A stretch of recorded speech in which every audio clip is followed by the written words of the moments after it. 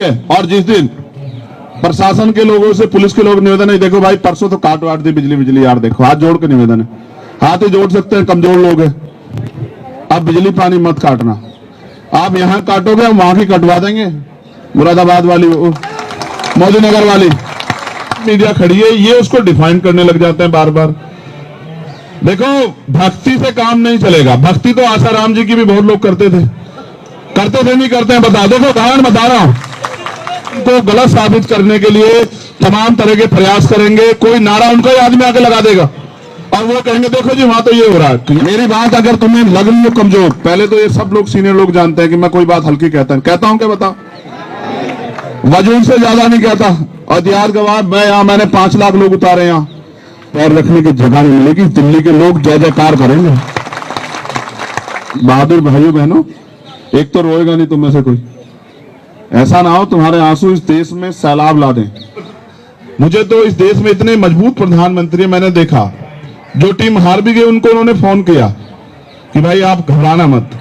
लेकिन आज पता नहीं पिछले कुछ समय में परिस्थिति बदली है, आज वो बेटियां यहीं बैठी हैं उनसे कुछ गज की दूरी पे, आज आवाज नहीं जा रही है, आज आवाज नहीं जा रही है। देखो पिछले कुछ समय में बहुत कुछ बदला, इस बात पे गहराई से सोचो आप लोग। ये आज की लड़ाई नहीं, जब भी कोई लड़ने के लिए आया, चाहे वो किसान हो, नौजवान हो, कोई भी हो, चाहे किसी जाति का और धर्म का अपने अधिकारों के लिए आया, सरकार ने एजेंडा सेट कर दिया तभी। अब बजरंग के साथ एक अच्छी बात यह है, आप इसे फोन करो या ये आपको फोन करे तो ये कहेगा सीधा एकदम छुटते ही कहेगा राम राम जी। अब इसको कैसे आप एजेंडे में सेट करोगे? आप इसको मुसलमान कहोगे, आप इसको खालिस्तानी कहोगे, आप इसको धर्म विद्रोही कहोगे, आप इसको टेररिस्ट कहोगे, क्या कहोगे? यहां सरकार आके फंस जा रही, वरना सत्यता ये यहां बैठने नहीं देते। ये तुम दमदार लोग हो भाई, अगर ये ही मुकदमा किसी गरीब आदमी पे हो गया होता ना, उसके परिवार की खाल खींच के घुस भर देती पुलिस। हमने जिंदगी देखी है, यहां 20 साल हो गए मैं काम करते हुए। अगर न्याय सबके लिए समान होता, फिर एफआईआर के लिए कोर्ट नहीं जाना पड़ता। देखो ये भी एक सत्य है, जब तक वो फेडरेशन के अध्यक्ष रहेंगे तब तक कुछ भी निष्पक्ष नहीं हो सकता। बिल्कुल, ये बिल्कुल सत्य बात है, जब तक वो फेडरेशन के अध्यक्ष है तब तक निष्पक्ष। न्याय तो छोड़ दो, न्याय का मात्र होना नहीं, न्याय दिखना भी चाहिए। जब आप उस पद पे बैठे हो तो कहां से न्याय हो जाएगा, और जब आप उस पद की ताकत का दुरुपयोग कर रहे हो तो कहां से न्याय हो जाएगा। मैं तो ये समझ रहा था कि ब्रजभूषण जी अपने आप जो वो इस्तीफा दे देंगे कि भाई पहले निष्पक्ष जांच होने दो। कल से मीडिया ने एक चीज चलाई कि भाई कमेटी की रिपोर्ट भी नहीं पड़ी, वो भी कह रहे हैं कमेटी की रिपोर्ट भी नहीं पड़ी। ओ भैया कमेटी कौन सी है जी? कोई निष्पक्ष कमेटी है? कोई जज साहब उस कमेटी को लीड कर रहे हैं, सरकार के लोग हैं, सरकार के नेता हैं, सरकार से जुड़े लोग हैं। मेरा तो ऐसा मानना है जिनका रोजगार इस सरकार से चल रहा है वो बेचारे क्या निष्पक्ष हो जाएंगे बताओ? अगर कमेटी बनानी है ना तो चीफ जस्टिस साहब बैठे तो हैं, उनके नेतृत्व में बनवा दो, पता लग जाएगा तुम्हें सारी चीज का कैसे जांच होती है।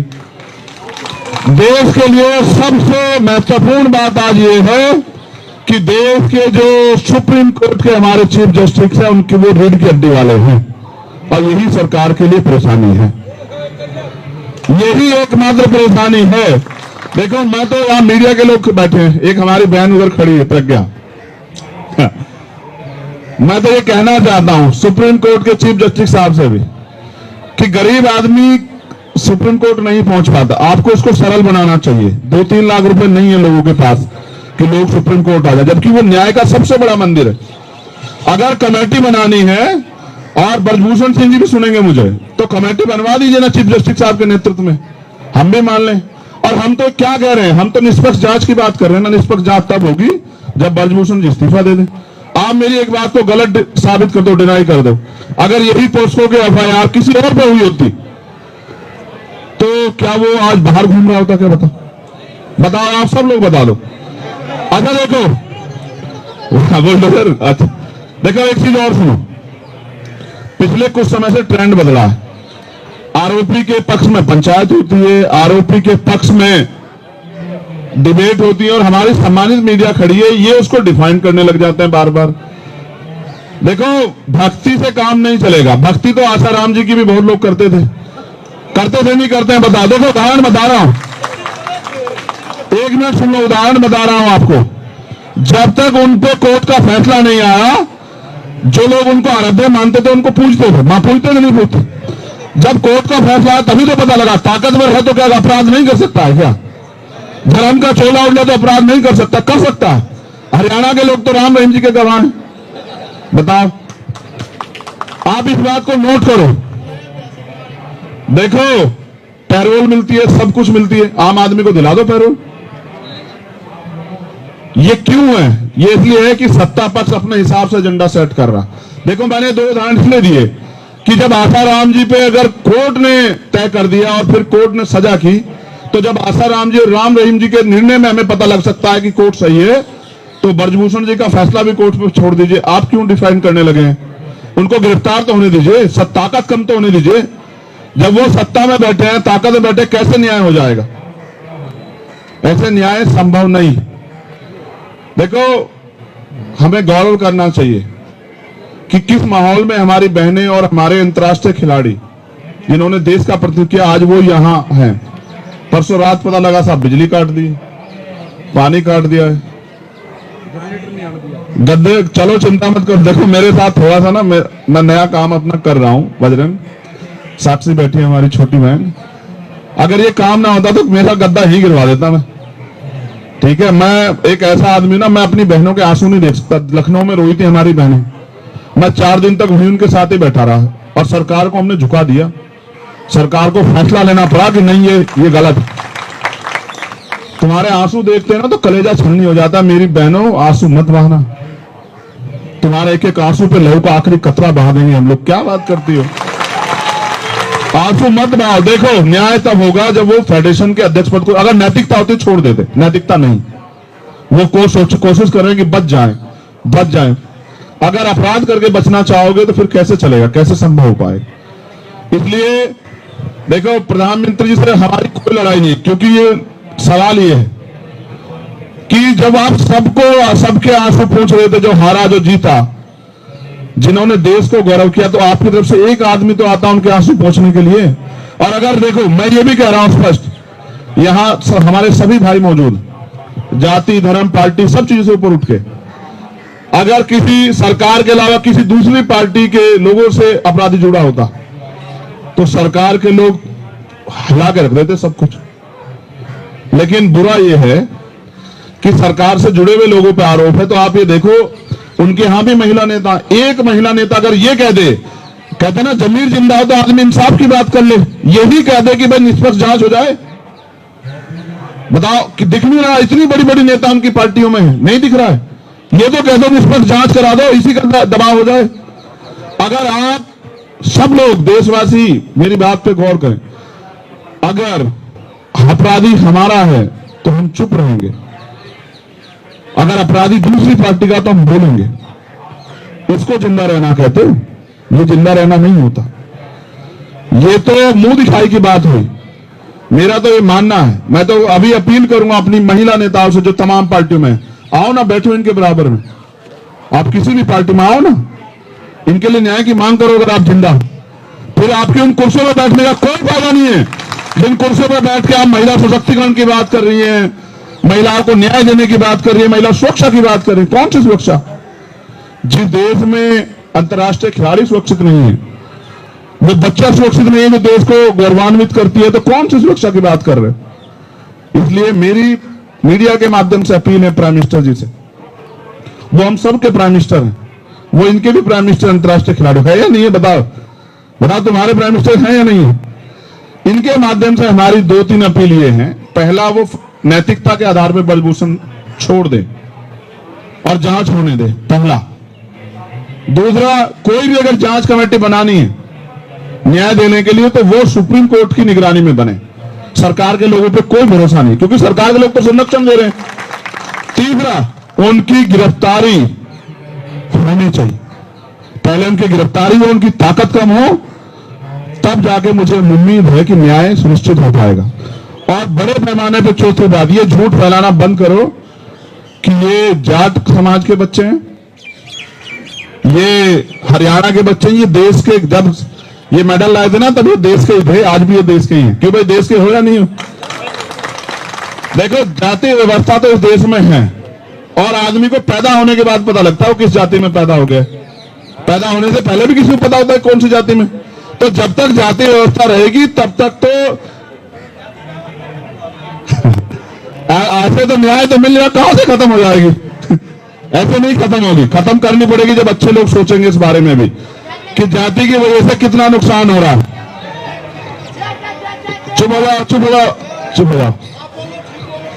देखो, ये देश के बच्चे हैं, देश की बेटियां हैं, हम सबके भाई हैं, बहन हैं।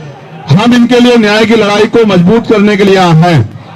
और मेरा जितने भी राजनीतिक दल के लोग आए उनसे भी अपील है कि जब आप इसके अंदर आ जाओ, इनके परिसर के, जहां इनके सम्मान गौरव की लड़ाई चल रही है, तो अपनी पार्टी को वहां छोड़ाओ पीछे।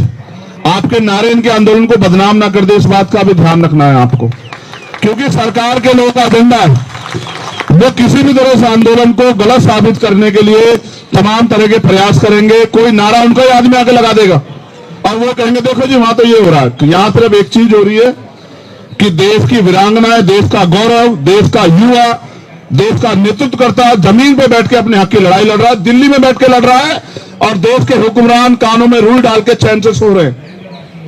और ये किसी भी मुल्क के लिए अच्छा नहीं। अगर आज हम लोग नहीं खड़े हुए, कल आने वाली पीढ़ियां हमसे सवाल पूछेंगी कि जब वहां विनय, साक्षी, बजरंग और तमाम हमारे भाई बहन वहां बैठे थे तब आप लोग घर में चैन से कैसे सो रहे थे? बताओ। ये वो देश है जहां बेटियों को पूजा जाता है, जहां उनकी पूजा होती है। उसी देश में इनके आंसुओं का जवाब है क्या सरकार के पास? ताकतवर लोगों के पास जवाब है क्या? इनके आंसुओं का कौन देगा जवाब? मैं बस ये चाहता हूं, हमारी एक ही मांग है कि इनकी मांगों को सरकार सुने। ये लड़ाई सिर्फ एक ही लड़ाई न्याय की।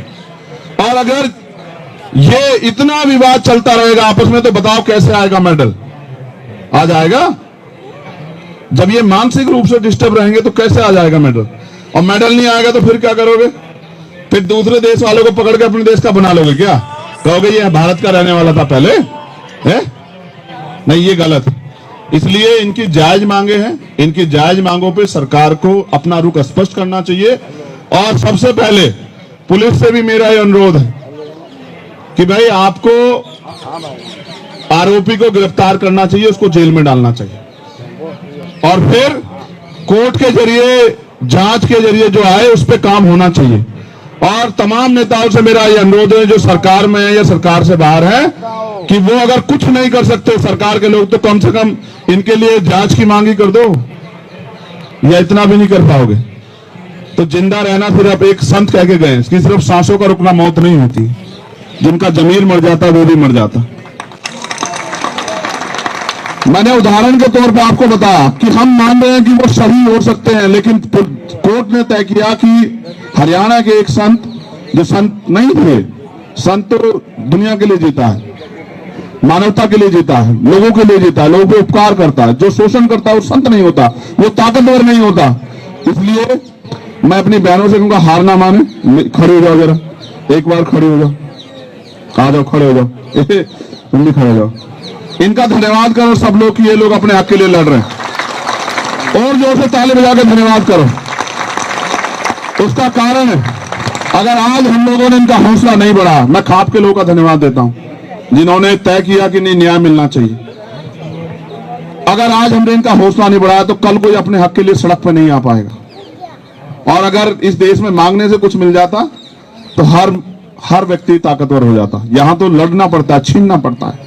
हमने बहुत आंदोलन देखे हैं और इतिहास में सबसे बड़ा आंदोलन किसान आंदोलन है। 700 लोगों ने कुर्बानी दी तब जाके हम लोग उसे जीते। इसलिए आपसे अपील है बहादुर भाइयों बहनों, एक तो रोएगा नहीं तुम में से कोई।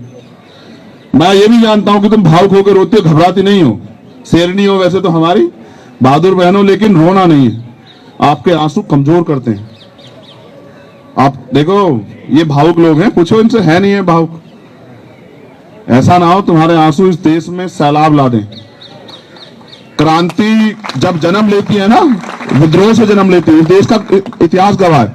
शहीद आजम सरदार भगत सिंह जब बलिदान दिए 23 साल के थे, तुम तो 23 साल पार हो, तो जानो कि क्रांति जन्म ले रही है, आपके आंसू सैलाब पैदा कर रहे हैं। जिस दिन अजमा के देख लो, तुम्हारा मन हो बस यहां से कहना कि मैं देशवासियों से कहना चाहता हूं या कहना चाहती हूं कि वो आ जाए यहां।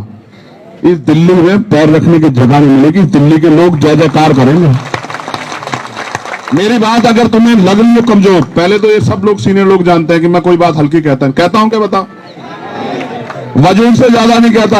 हथियार गवाह मैं यहां, मैंने 5 लाख लोग उतारे यहां, सरकार को एक दिन में हमने हिला दिया। देखो मगर ये लड़ाई न्याय की है ना, इसलिए कह रहा हूं, जिस दिन मन करे अजमा के देखना और कह देना एक बार माइक से कि देशवासियों तो मेरी अपील है कि हमारे लड़ाई लड़ने आ जाओ, ठीक है। और जिस दिन प्रशासन के लोगों से, पुलिस के लोग निवेदन है, देखो भाई परसों तो काट वाट दी बिजली यार, देखो हाथ जोड़ के निवेदन है, हाथ ही जोड़ सकते हैं, कमजोर लोग हैं। अब बिजली पानी मत काटना, आप यहां काटोगे हम वहां की कटवा देंगे, मुरादाबाद वाली, मोदी नगर वाली। आप बेहतर जानते हो, बताने की जरूरत नहीं है। यहां में अगर हमारे भाई बहन तरसेंगे तो बहुत लोग तरसेंगे, वो भी तरसेंगे जिनके घर में पानी मंत्रियों के बहुत बहता है, वहीं से कटवा देंगे मुरादनगर से। हम जानते हैं पानी का इलाज पानी कहां से होता है, तो इसलिए कह रहे हैं कि भाई हम हरियाणा की मानो, बस ये बात जान लो कि अन्याय नहीं होने देंगे अपने बहन भाइयों के साथ। आप लड़ो, पूरा देश आपके साथ है, मुट्ठी भर उन पे मत वो करो। आपके खिलाफ व्हाट्सएप मीडिया में बहुत कुछ चल रहा है, मेरा मानना है जिनके खिलाफ चले वो समझ लो कि वो सही, क्योंकि चलाने वालों के डीपी देख लो आप, इसने तो हटा दी इसने तो हटा दी, इसको तो पूछा किसने, इसने तो हटा दी। नहीं, वो प्राइम मिनिस्टर हम लोग सम्मान करते हैं, लेकिन उनको भी हमारी भावनाओं का सम्मान करना चाहिए, उनको भी देश की बेटियों का सम्मान करना चाहिए, देश के खिलाड़ियों का सम्मान करना चाहिए, उनको भी इनके आंसुओं की कदर होनी चाहिए।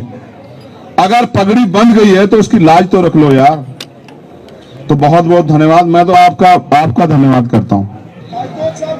अन्याय के खिलाफ अगर आप लड़ रहे हो, एक मिनट नहीं रुक जाओ एक मिनट तो रुको, फार्मर वालों रुक जाओ किसानों रुक जाओ। खबरों में बने रहने के लिए फोरम 4 को सब्सक्राइब करें और नोटिफिकेशन पाने के लिए बेल आइकन दबाएं।